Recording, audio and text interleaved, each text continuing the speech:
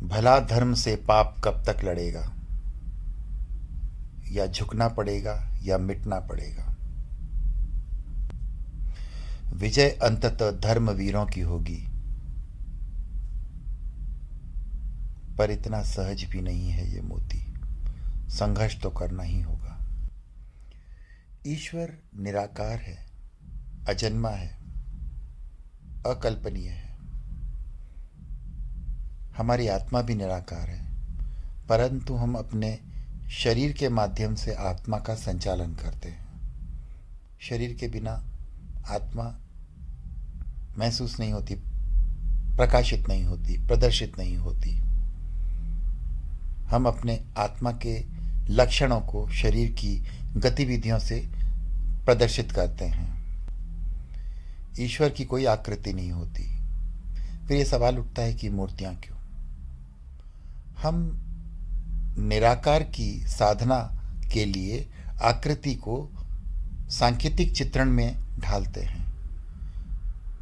हमारे संस्कृति मतलब भारत में ही एक धर्म का उदय हुआ है। यहाँ पे महापुरुषों ने अपने पूरे जीवन, संपूर्ण जीवन के चरित्र से, अपनी भावनाएं, अपने कृत्यों से, अपने कर्तव्यों से धर्म को श्रेष्ठतम प्रकाशित किया है। ईश्वरीय तत्व, ईश्वरीय गुणों का पराकाष्ठा कह सकते हैं। साधारण व्यक्ति भी उनके तेज के सामने टिक नहीं पाता, तो नकारात्मक मानसिकता वाले तो हाहाकार कर उठते हैं, विद्रोह करते हैं। शैतान उनको सहन नहीं करते। चलो उदाहरण के तौर पे ईश्वर ने संपूर्ण सृष्टि बनाई है, तो जैसे कि एक वीडियो गेम के अंदर अगर हम बनाते हैं तो उसके अंदर सब चीज़ें हमारी डिसाइड की हुई होती है, और हम उसमें अगर कोई समस्या होती है, अगर हम खुद भी उस गेम में उतरना चाहें तो हमें उसी प्रोटोकॉल्स में रहना पड़ता है।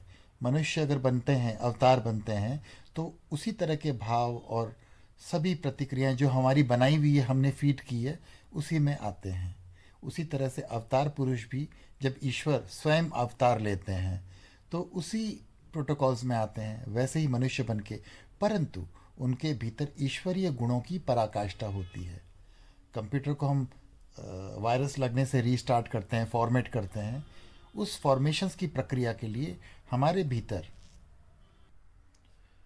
से ही किसी एक में वो ईश्वरीय शक्तियाँ उत्पन्न होती है। वो लोगों की चेतना को विकसित करता है, धर्म की स्थापना करता है। धर्म अर्थात सद्गुणों की। संपूर्ण जगत दुखों से, अपने कृत्यों से भटकने के बाद जो हाहाकार मचता है, दुख बढ़ता है, तो आत्मा की शांति के लिए एक चेतना उत्पन्न होती है जो संपूर्ण जगत को आह्लादित कर देती है। उसे हम अवतार पुरुष कहते हैं। उस चेतना के जाने के बाद भी हजारों वर्षों तक उस आकृति से हम चेतना को अपने भीतर समाहित करते हैं, आत्मसात करते हैं उन गुणों को। हमारी प्रवृत्ति भटकने की होती है। हमारे चित्त मतलब ध्यान निरंतर भटकता जाता है। हम अच्छाई की ओर, पहाड़ पे चलने में हमें जैसे कष्ट होता है ना, अच्छाई की ओर बढ़ने में हमें संघर्ष करना पड़ता है। बुराई तो क्षण मात्र में भी आ जाती है। अगर किसी का बच्चा बुरी संगत में जाए तो बहुत आसानी से बिगड़ता है और उसे बुरा अच्छा लगता है, बुरा होना अच्छा लगता है। हिंसा, बलात्कार, खून, मांस भक्षण, चरित्रहीनता, इन सभी चीज़ों को अगर हम किसी कबीले में डाल दें तो वहाँ बहुत भीड़ हो जाएगी। लोगों को बड़ा आकर्षित करेगा। जाके देखो डिस्कोज में, पब में, बार में, गलत जगह लोगों की भीड़ आती है। चेतना के अभाव में इन सभी चीज़ों का विस्तार हो जाता है। धर्म के अभाव में लोगों के पांव गलत दिशा में चले जाते हैं। इसी तरह से एक संस्कृति जन्म लेती है धर्म को समाप्त करने के लिए। फिर दोबारा वैसे ही धर्म को दोबारा संस्थापन करने के लिए एक अवतार आता है जो सभी जीवों को चेतना देता है, और वो राम सबके बीत आते हैं, घट घट में आ जाते हैं। प्रत्येक व्यक्ति की चेतना में राम आ जाता है, आ जाते हैं। महावीर, बुद्ध, प्रकट होते हैं, इसके लिए आकृति और चेतना दोनों का समावेश होता है, जैसे शरीर और आत्मा। उन्हें ही हम अवतार कहते हैं।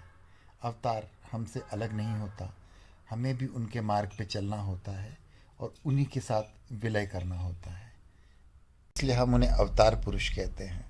अवतार तो हम सब है, परंतु गुणों की मात्रा में देखा जाए तो हमारा अंश बहुत कम हो जाता है। सिर्फ अस्तित्व है हमारा। हम अपने अस्तित्व की पराकाष्ठा में जब पहुंचते हैं तब राम बनते हैं, कृष्ण बनते हैं, महावीर बनते हैं, बुद्ध बनते हैं। तो इन महापुरुषों की जीवनी से हम प्रेरणा लेते हैं। और हम रही बात मूर्तियों की, मूर्ति एक सांकेतिक चित्रण है। हम किसी दृश्य को देख के हमारे भीतर भाव प्रकट होते हैं, हम उन भावों से अपने भीतर धर्म की जागृति उत्पन्न करते हैं। इसलिए हम कहते हैं ना, ईश्वर की मूर्ति में उन सभी गुणों को प्रकाशित करते हैं।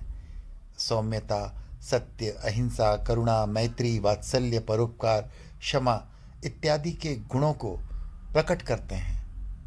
और उस मूर्ति के सामने समक्ष हम जब जाते हैं तो उन गुणों का रिफ्लेक्शन हमारी आत्मा पे पड़ता है और वो गुण हमारे भीतर आते हैं। मूर्ति माध्यम है समर्पण का, मूर्ति माध्यम है हमारे भीतर जागृति उत्पन्न करने का, हमारी आत्मा को प्रबल प्रकाशवान करने का। हमारे भीतर आस्था है तो हम वो नेटवर्क लेते हैं और उसका लाभ उठाते हैं। अगर हमारे भीतर आस्था नहीं होती तो हमारे लिए वो पत्थर की तरह है। आक्रांताओं ने कितने मंदिर तोड़े, कितने पाप किए, कितने विध्वंसक कार्य किए, उनकी चेतना को डैमेज किया गया। ये हमारा विज्ञान अच्छी तरह समझाया जा सकता है इससे। परंतु उनके सांकेतिक चित्रण में सत्य के नाम पे झूठ, अहिंसा का कोई नामो निशान नहीं, ब्रह्मचर्य बिल्कुल नहीं, लूटपाट, चोरी, बलात्कार, अवगुणों से भरपूर। अवगुण अब हमारे लिए अवगुण है, उनके लिए तो गुण है।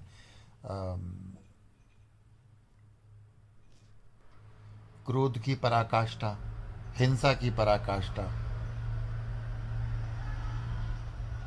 करुणा का कोई अस्तित्व नहीं, मैत्री पीठ पीछे छुरा, वात्सल्य का नामो निशान नहीं, बड़े से बड़े जीवों को एक झटके में मार देना, एक कत्ल करते वक्त कोई सोच विचार भी नहीं, अंतरात्मा तो हिलती होती है तो हिलती, मरी हुई चेतना इतनी आंदोलन नहीं करती। कुछ भी हो जाए, मरी हुई चेतना को कोई दुख दर्द नहीं होता, कोई भाव नहीं होते। हिंसा करने के लिए स्वयं अपनी आत्मा को मारना पड़ता है, चेतना को पतित करना पड़ता है। उसके बिना कोई हिंसा कर ही नहीं सकता, शैतान बनना पड़ता है। तो ये गुणों को एक आकृति में चित्रण करने से वो चित्रण कितना भयानक उत्पन्न होगा, उस भयानकता से स्वयं भयभीत हो जाएंगे और पूरी दुनिया में इसका क्या असर पड़ेगा। तो यही कारण है। तो कई विपरीत संस्कृति कभी चित्रण नहीं करना चाहेगी, क्योंकि बंद मुट्ठी रहे तो ठीक है कि झूठ तो बोला जा सकता है, चित्र को लेके झूठ नहीं बोल सकते। मूर्तियों के साथ में क्या झूठ बोलोगे, सामने दिखेगा। जय हो।